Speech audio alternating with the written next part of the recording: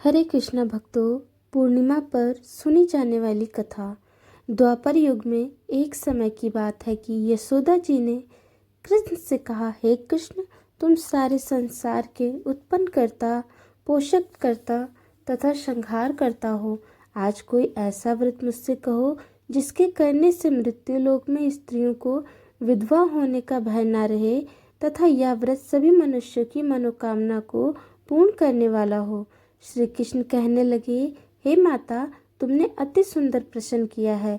मैं तुमसे ऐसे ही व्रत को सविस्तार कहता हूँ। सौभाग्य की प्राप्ति के लिए स्त्रियों को 32 पूर्णमासी का व्रत करना चाहिए। इस व्रत के करने से स्त्रियों को सौभाग्य संपत्ति मिलती है। यह व्रत अचल सौभाग्य देने वाला एवं भगवान शिव के प्रति मनुष्य मात्र की भक्ति को बढ़ाने वाला है। यशोदा जी कहने लगी, हे कृष्ण, सर्वप्रथम इस व्रत को मृत्यु लोक में किसने किया, इसके विषय में विस्तार पूर्वक मुझसे कहो। श्री कृष्ण जी कहने लगे कि इस भूमंडल पर एक अत्यंत प्रसिद्ध राजा चंद्रहास से पालित अनेक प्रकार के रत्नों से परिपूर्ण कातिका नाम की एक नगरी थी। वहां पर धनेश्वर नाम का एक ब्राह्मण था और उसकी स्त्री अति सुशील रूपवती थी। दोनों ही उस नगरी में बड़े प्रेम के साथ रहते थे। घर में धन धान आदि की कमी नहीं थी। उनको एक बड़ा दुख था कि उनके कोई संतान नहीं थी। इस दुख से वह अत्यंत दुखी रहते थे। एक समय एक बड़ा तपस्वी योगी उस नगरी में आया। वह योगी उस ब्राह्मण के घर को छोड़कर अन्य सब घरों से भिक्षा लाकर भोजन किया करता था। रूपवती से वह भिक्षा नहीं लिया करता था। उस योगी ने एक दिन रूपवती से भिक्षा न लेकर किसी अन्य घर से भिक्षा लेकर गंगा किनारे जाकर भिक्षा अन्न को प्रेम पूर्वक खा रहा था कि धनेश्वर ने योगी का यह सब कार्य किसी प्रकार से देख लिया। अपनी भिक्षा के अनादर से दुखी होकर धनेश्वर योगी से बोला, महात्मा, आप सब घरों की भिक्षा लेते हैं परंतु मेरे घर की भिक्षा कभी भी नहीं लेते, इसका क्या कारण है? योगी ने कहा कि निसंतान के घर की भीख पतितियों के अन्न के तुल्य होती है और जो पतितियों का अन्न खाता है वह भी पतित हो जाता है। चूंकि तुम निसंतान हो अतः पतित हो जाने के भय से मैं तुम्हारे घर की भिक्षा नहीं लेता हूँ। धनेश्वर यह बात सुनकर अपने मन में बहुत दुखी हुआ और वह हाथ जोड़कर योगी के पैरों पर गिर पड़ा तथा अंतर्भाव से कहने लगा, हे महाराज, यदि ऐसा है तो आप मुझको पुत्र प्राप्ति का उपाय बताएं। आप सर्वज्ञ हैं, मुझ पर अवश्य ही यह कृपा कीजिए। धन की मेरे घर में कोई कमी नहीं है परंतु मैं पुत्र न होने के कारण अत्यंत दुखी हूँ। आप मेरे इस दुख का हरण करें। आप सामर्थ्यवान हैं। यह सुनकर योगी कहने लगे, हे ब्राह्मण, तुम चंडी की आराधना करो। घर आकर उसने अपनी स्त्री से सब वृत्तांत कहा और स्वयं तप के निमित्त वन चला गया। वन में जाकर उसने चंडी की उपासना की और उपवास किया। चंडी ने 16वें दिन उसको स्वप्न में दर्शन दिए और कहा, हे धनेश्वर, जा तेरे पुत्र होगा परंतु वह 16 वर्ष की आयु में ही मृत्यु को प्राप्त हो जाएगा। यदि तुम दोनों स्त्री पुरुष 32 पूर्णमासी का व्रत विधि पूर्वक करोगे तो वह दीर्घायु होगा। जितनी तुम्हारी सामर्थ हो आटे के दिए बनाकर शिव जी का पूजन करना, परंतु पूर्णमासी को 32 हो जाने चाहिए। प्रातःकाल होने पर इस स्थान के समीप ही तुम्हें एक आम का वृक्ष दिखाई देगा। उस पर तुम चढ़कर एक फल तोड़कर शीघ्र अपने घर चले जाना। अपनी स्त्री से सब वृत्तांत कहना। ऋतु स्नान के पश्चात वह स्वच्छ होकर श्री शंकर जी का ध्यान करके उस फल को खा लेगी। तब शंकर भगवान की कृपा से उसको गर्भ हो जाएगा। जब वह ब्राह्मण प्रातःकाल उठा तो उसने उस स्थान के पास ही एक आम का वृक्ष देखा जिस पर एक अत्यंत सुंदर आम का फल लगा हुआ था। उस ब्राह्मण ने उस आम के वृक्ष पर चढ़कर उस फल को तोड़ने का प्रयत्न किया परंतु वृक्ष पर कई बार प्रयत्न करने पर भी वह न चढ़ पाया। तब तो उस ब्राह्मण को बहुत चिंता हुई और विघ्न विनाशक श्री गणेश जी की वंदना करने लगा। हे दयानिधि, आपने भक्तों के विघ्नों का नाश करके उनके एक मंगल कार्य को करने वाले, दुष्टों का नाश करने वाले, रिद्धि सिद्धि के देने वाले, आप मुझ पर कृपा करके इतना बल दें कि मैं अपने मनोरथ को पूर्ण कर सकूं। इस प्रकार गणेश जी की प्रार्थना करने पर उनकी कृपा से धनेश्वर वृक्ष पर चढ़ गया और उसने एक अति सुंदर आम का फल देखा। उसने विचार किया कि जो वरदान से फल मिला था वह यह है, कोई और फल दिखाई नहीं देता। उस धनेश्वर ब्राह्मण ने जल्दी से उस फल को तोड़कर अपनी स्त्री को लाकर दिया और उसकी स्त्री ने अपने पति के कथन अनुसार उस फल को खा लिया और वह गर्भवती हो गई। देवी जी की असीम कृपा से उसे एक अत्यंत सुंदर पुत्र प्राप्त हुआ, जिसका नाम उन्होंने देवीदास रखा। माता पिता के हर्ष और शोक के साथ वह बालक शुक्ल पक्ष के चंद्रमा की भांति अपने पिता के घर में बढ़ने लगा। भवानी की कृपा से वह बालक बहुत ही सुंदर, सुशील और विद्या पढ़ने में बहुत ही निपुण हो गया था। दुर्गा जी की आज्ञा अनुसार उसकी माता ने 32 पूर्णमासी का व्रत रखना प्रारंभ कर दिया था, जिससे उसका पुत्र बड़ी आयु वाला हो जाए। 16 वर्ष लगते ही देवीदास के माता पिता को बड़ी चिंता हो गई कि कहीं उनके पुत्र की इस वर्ष मृत्यु न हो जाए। इसीलिए उन्होंने अपने मन में विचार किया कि यदि यह दुर्घटना उनके सामने हो गई तो वे कैसे सहन कर सकेंगे। अस्तु उन्होंने देवीदास के मामा को बुलाया और कहा कि हमारी इच्छा है कि देवीदास 1 वर्ष तक काशी में जाकर विद्या अध्ययन करे और उसको अकेला भी नहीं छोड़ना चाहिए। इसीलिए साथ में तुम चले जाओ और 1 वर्ष के पश्चात इसको वापस लौटा लाना। सब प्रबंध करके उसके माता पिता ने काशी जाने के लिए देवीदास को एक घोड़ा पर बैठाकर उसके मामा को उसके साथ कर दिया, किंतु यह बात उसके मामा या किसी और से नहीं कही। धनेश्वर ने सपत्नी अपने पुत्र की मंगल कामना तथा दीर्घायु के लिए भगवती दुर्गा की आराधना और पूर्णमासी का व्रत करना आरंभ कर दिया। इस प्रकार बराबर 32 पूर्णमासी का व्रत पूरा किया। कुछ समय पश्चात एक दिन वह दोनों मामा और भांजा मार्ग में रात्रि बिताने के लिए किसी ग्राम में ठहरे हुए थे। उस दिन उस गांव में एक ब्राह्मण की अत्यंत सुंदरी, सुशीला, विदुषी और गुणवंती कन्या का विवाह होने वाला था। जिस धर्मशाला के अंदर वर और उसकी बारात ठहरी हुई थी, उसी धर्मशाला में देवीदास और उसके मामा भी ठहरे हुए थे। संयोगवश कन्या को तेल आदि चढ़ाकर मंडप आदि का कृत्य किया गया तो लगन के समय वर को धनुवार्ता हो गया। अस्तु वर के पिता ने अपने कुटुंबियों से परामर्श करके निश्चय किया कि यह देवीदास मेरे पुत्र जैसा ही सुंदर है, मैं इसके साथ ही लगन करा दूं और बाद में विवाह के अन्य कार्य मेरे लड़के के साथ हो जाएंगे।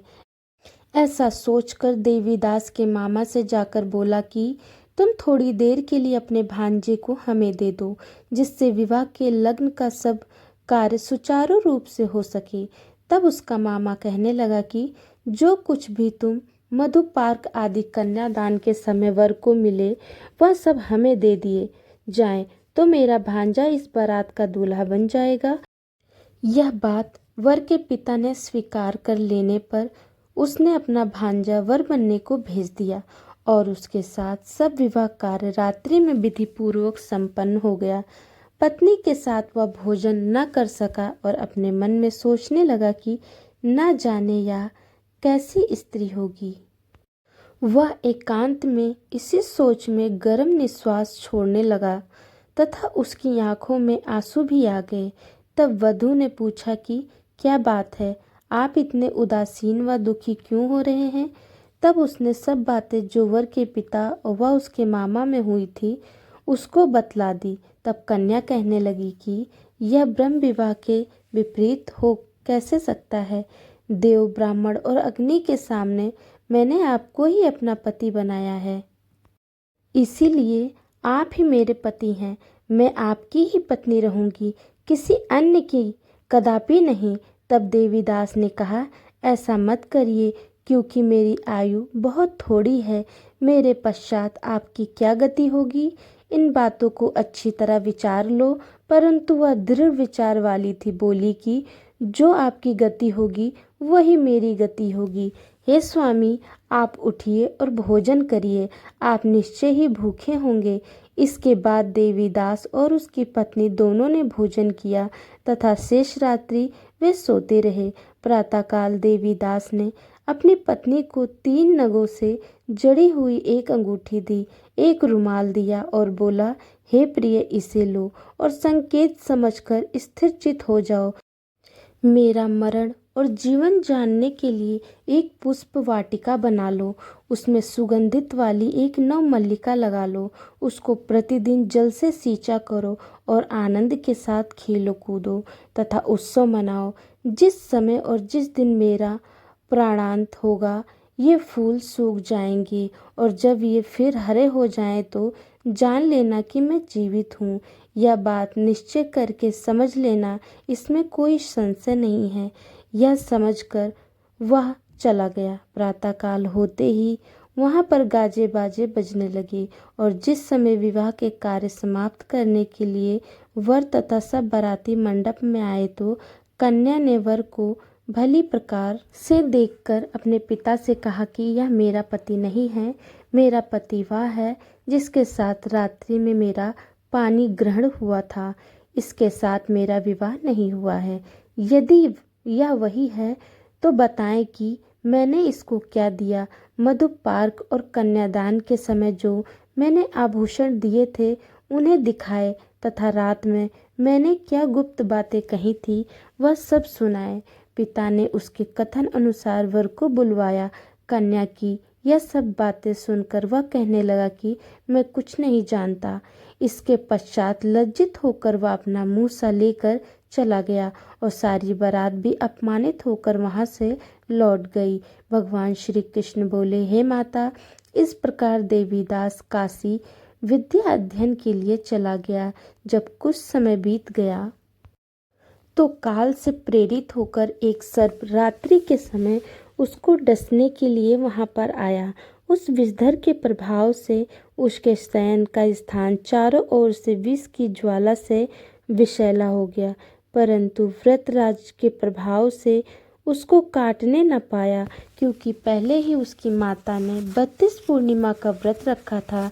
इसके बाद मध्य के समय श्याम के काल वहां पर आया और उसके शरीर से उसके प्राणों को निकालने का प्रयत्न करने लगा, जिससे वह मूर्छित होकर पृथ्वी पर गिर पड़ा। भगवान की कृपा से उसी समय पार्वती जी के साथ श्री शंकर जी वहां पर आ गए। उसको मूर्छित दशा में देखकर पार्वती जी ने भगवान शंकर से प्रार्थना की, हे महाराज, इस बालक की माता ने पहले 32 पूर्णिमा का व्रत किया था, जिसके प्रभाव से भगवान आप इसको प्राण दान दे। भवानी के कहने पर भक्त वत्सल भगवान श्री शिव जी ने उसको प्राण दान दे दिया। इस व्रत के प्रभाव से काल को भी पीछे हटना पड़ा और देवीदास स्वस्थ होकर बैठ गया। उधर उसकी स्त्री उसके काल की प्रतीक्षा किया करती थी। जब उसने देखा कि उस पुष्प वाटिका में पत्र पुष्प कुछ भी नहीं रहे तो उसको अत्यंत आश्चर्य हुआ, और जब वह वैसे ही हरी भरी हो गई तो वह जान गई कि वह जीवित हो गए हैं। यह देखकर वह बहुत प्रसन्न मन से अपने पिता से कहने लगी कि पिताजी, मेरे पति जीवित हैं, आप उनको ढूंढिए। जब 16 वर्ष व्यतीत हो गया तो देवीदास भी अपने मामा के साथ काशी से चल दिए। इधर उसके ससुर उसको ढूंढने के लिए अपने घर से जाने वाले ही थे कि वह दोनों मामा भांजे वहां पर आ गए। उसको आया देखकर उसका ससुर बड़ी प्रसन्नता के साथ अपने घर में ले आया। उस समय नगर के निवासी भी वहां इकट्ठा हो गए और सबने निश्चय किया कि अवश्य ही इस बालक के साथ इस कन्या का विवाह हुआ था। उस बालक को जब कन्या ने देखा तो पहचान लिया और कहा कि यह तो वही है जो संकेत करके गए थे। तदुपरांत सभी कहने लगे कि भला हुआ जो यह आ गया, और सब नगरवासियों ने आनंद मनाया। कुछ दिनों बाद देवीदास अपनी पत्नी और मामा के साथ अपने ससुर के घर से बहुत सा उपहार लेकर अपने घर के लिए प्रस्थान किया। जब वह अपने गांव के निकट आ गया तो कई लोगों ने उसको देखकर उसके माता पिता को पहले ही जाकर खबर दे दी कि तुम्हारा पुत्र देवीदास अपनी पत्नी और मामा के सहित आ रहा है। ऐसा समाचार सुनकर पहले तो उन्हें विश्वास ही नहीं हुआ, किंतु जब और लोगों ने भी आकर उनकी बात का समर्थन किया तो उनको बड़ा आश्चर्य हुआ। लेकिन थोड़ी देर में देवीदास ने आकर अपने माता पिता के चरण में अपना सिर रखकर प्रणाम किया, और उसकी पत्नी ने अपने सास ससुर के चरणों को स्पर्श किया तो माता पिता ने अपने पुत्र और पुत्रवधू को अपने हृदय से लगा लिया, और दोनों की आंखों में प्रेम अश्रु बह चले। अपने पुत्र और पुत्रवधू के आने की खुशी में धनेश्वर ने बड़ा भारी उत्सव किया और ब्राह्मणों को भी बहुत सी दान दक्षिणा देकर प्रसन्न किया। श्री कृष्ण जी कहने लगे कि इस प्रकार धनेश्वर 32 पूर्णिमाओं के व्रत के प्रभाव से पुत्रवान हो गया। जो भी स्त्रियां इस व्रत को करती हैं वे जन्म जन्मांतर में वैधत्व का दुख नहीं भोगती और सदैव सौभाग्यवती रहती हैं। यह मेरा वचन है, इसमें कोई संदेह नहीं मानना। यह व्रत पुत्र पौत्र को देने वाला तथा संपूर्ण मनोकामनाओं को पूर्ण करने वाला है।